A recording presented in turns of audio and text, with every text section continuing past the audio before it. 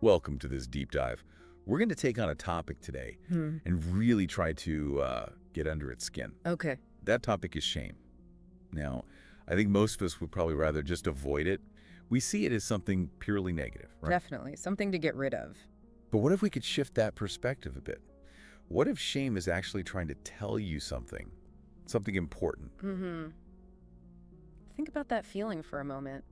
You could just be going about your day, maybe doing something totally routine like ordering a coffee. Simple stuff. And then suddenly there's this intense feeling like you're being watched, maybe?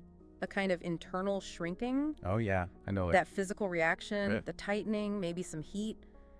It feels almost automatic. Have you ever really noticed that, how fast it happens? Absolutely. It's like whoosh, all your attention just snaps onto you. Oh, and man. every little thing, how you're standing, what you just said, feels massive, judged. Magnified, yeah. And it goes beyond just a fleeting moment of like self-consciousness. It hits deeper, doesn't it? This Yeah. persistent sense of, I don't know, not quite measuring up. It really does get to the core of how we see ourselves, doesn't Yeah. it? It can hook into so many different things, how we look, how we talk, how we express ourselves. Or choices we made, stuff from the past. Right, exactly. Choices we regret. Shame has this real knack for making you feel fundamentally, well, inadequate. Maybe, just for a second, bring to mind a recent time you felt that sting, that familiar feeling of shame. Right. Maybe it was a comment someone made or something you saw online or, even just a thought that kind of bubbled up out of nowhere. Yeah. As you let that memory come into focus, just pay attention to what's happening in your body Right. right now. What are the physical sensations that come with that memory for you? That noticing. That's important because what's really interesting here, these moments, these feelings of discomfort, they aren't just random static. Yeah? No. From a Gestalt perspective, they're actually really significant. They're like points of contact with ourselves, with our inner world. Points of contact. Yeah. They offer clues, you see. Clues about how you are relating to yourself and to the world around you in this very moment. Right here, right now. Okay, so this idea, this here and now awareness that Gestalt talks about, how does focusing on that feeling, the immediate one, rather than getting lost in the story of why we feel ashamed, Yeah. how does that help us understand the deeper patterns? Well, think about what usually happens. The moment shame pops up, there's often this tendency to immediately judge ourselves for feeling it. Right, I shouldn't feel this way. Exactly. Or why am I so sensitive? It's like a reflex. But that very self-criticism, it actually pulls you away from the direct experience, away from the shame itself. It interrupts the signal, you could say. It's like we're almost scared of the raw feeling itself, so we jump to analyzing it or pushing it down. Precisely. Yeah. And think about the impact of that pattern in your life. How often might you avoid certain situations or hold back from speaking your mind just because you anticipate feeling that shame? Maybe not sharing a creative idea you had. Or staying silent in a group chat, yeah. Or maybe even avoiding certain people. And when we consistently kind of sidestep these feelings, that's where this idea of unfinished business comes in, isn't it? That's right. Those experiences that don't get fully processed because we don't let ourselves really feel the emotions connected to them. Exactly. The energy of that feeling, it sort of gets stuck, held, and it can pop up later, in unexpected ways. Oh. But let's just consider a different possibility for a moment.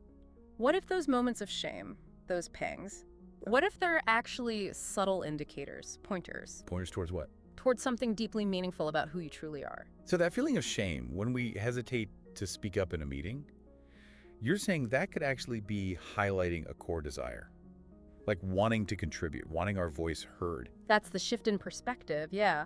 Or when you find yourself comparing yourself to others online, maybe scrolling through feeds. Oh, that's a common one. It is. And that familiar pang of shame comes up. Could it be revealing, perhaps, a fundamental human longing? For connection, maybe? For validation in some way? By simply observing what's happening inside you in that moment without immediately leaping to judgment. Which is hard.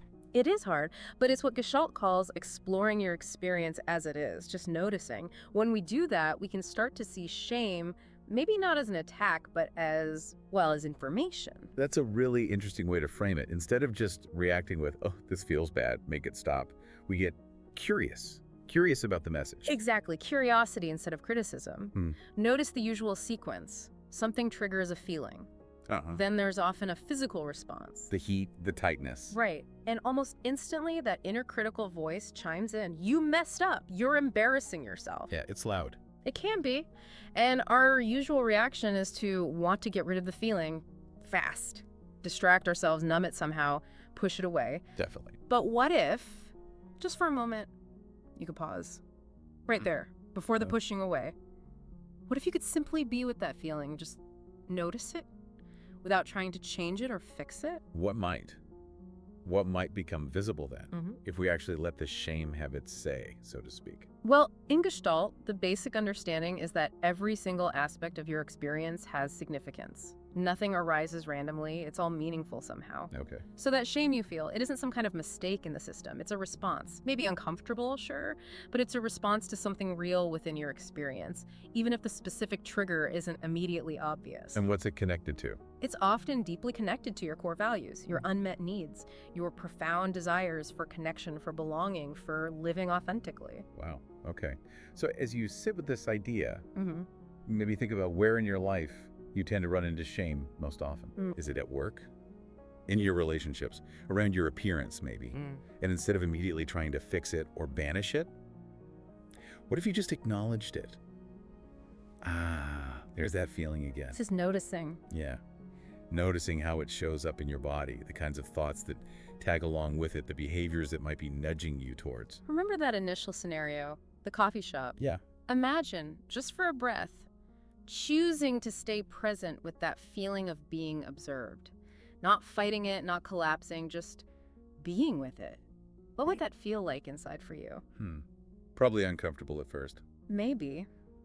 But how might that subtle shift, that tiny change in your internal posture, how might that begin to alter your whole relationship with yourself out in the world? Those small acts, those moments of choosing presence over escape, they can become surprisingly powerful, really potent moments for self-understanding. It feels almost counterintuitive though, doesn't it? Like surely the more we fight shame, the more we resist it, the weaker it gets. You'd think so, but often it's the opposite. The more we struggle against it, the tighter its grip seems to become. It's sort of like a persistent tapping on a window that we keep trying to ignore.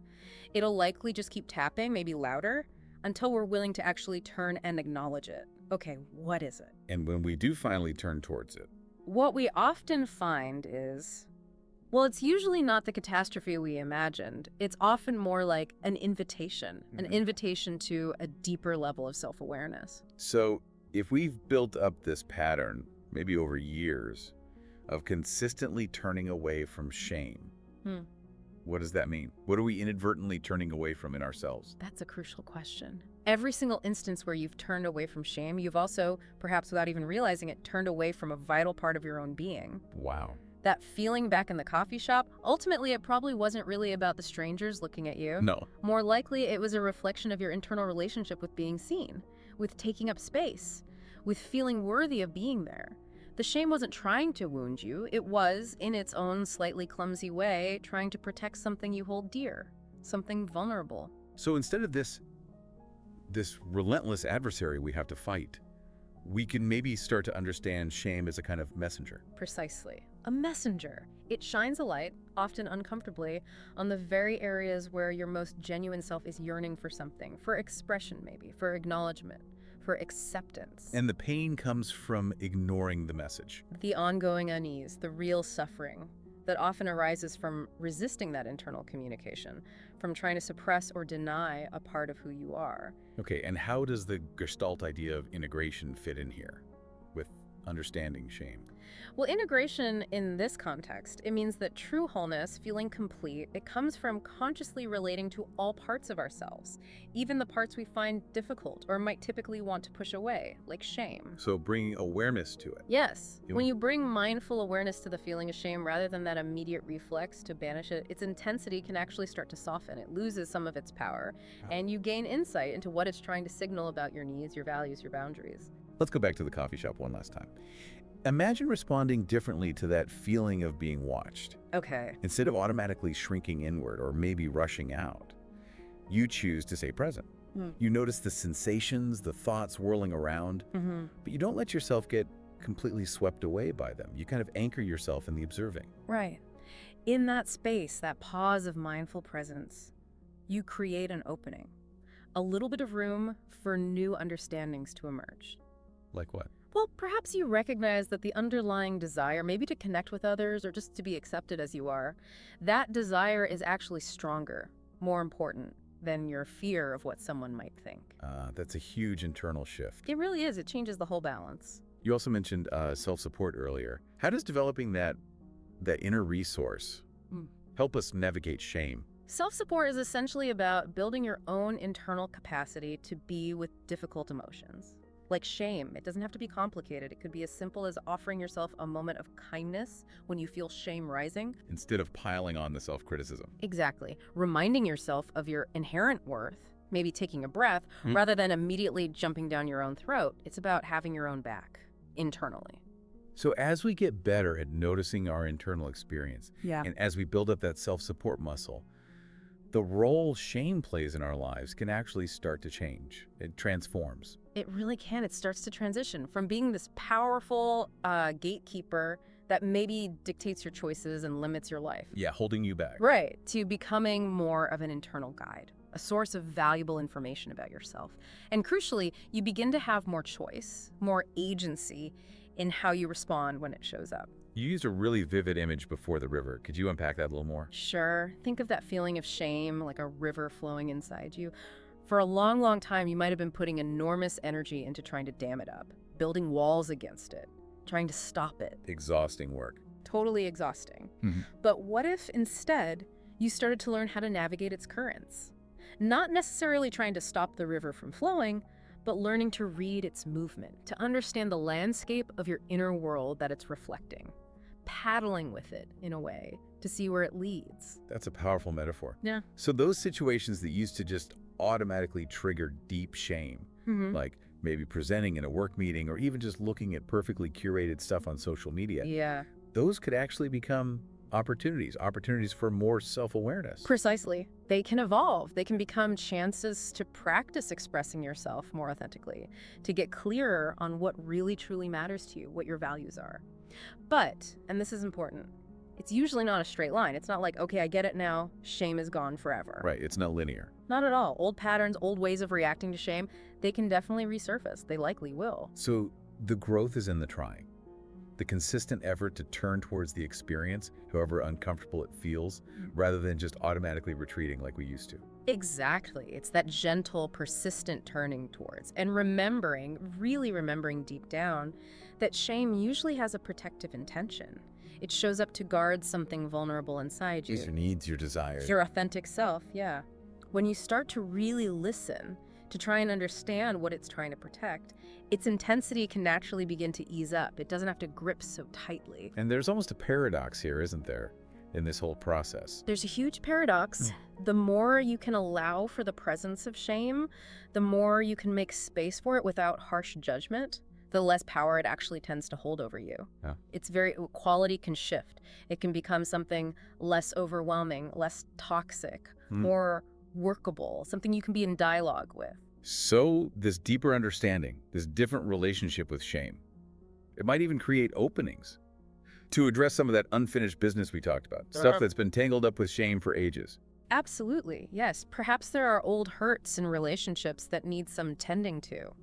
Or maybe unexpressed dreams, longings that you've kept hidden away because you felt ashamed of them or afraid of failing. Right. These can become opportunities, invitations, really, to move towards a greater sense of wholeness, inner completeness, authenticity. And it feels like this isn't just about our own individual journey with shame either, is it? There's maybe a broader ripple effect. I think so, yes. As individuals learn to cultivate a more compassionate, more understanding relationship with their own shame, it inevitably contributes to a wider shift. A shift in how we collectively understand vulnerability, authenticity, and connection in our families, our workplaces, our communities. This has really offered such a different lens and honestly a much more hopeful way of relating to a feeling that, let's face it, most of us just want to eradicate. It really shines a light on how, in trying so hard to avoid shame, maybe we're missing out on some crucial insights about who we are and what we need. And that's perhaps the key insight for you, the listener, to take away today, this deep dive. We've really only just scratched the surface of what the experience of shame can teach us if we're willing to listen. Listen with curiosity, not resistance. Exactly. With curiosity, shame has likely been trying to communicate something really significant about your deepest values, your unmet needs, your truest self for a long time. The invitation always is just to continue to pay attention, to stay present with those feelings as best you can, because that presence, that awareness, that's often the most direct path towards a more integrated, more wholehearted way of living.